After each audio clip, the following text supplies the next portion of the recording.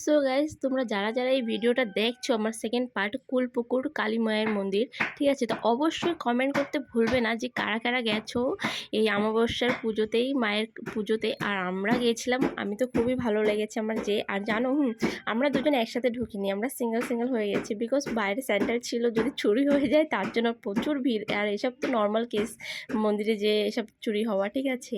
তা এই যে দেখতে পারছো, আমি এই যে সিম্পল লুকে গেছিলাম মায়ের দর্শন করতে, আর খুবই ভালো লেগেছে মা কালীর দর্শন পেয়ে।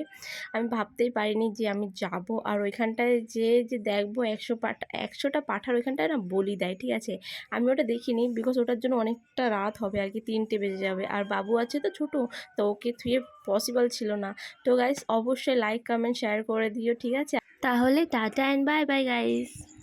বাটা হ্যাঁ।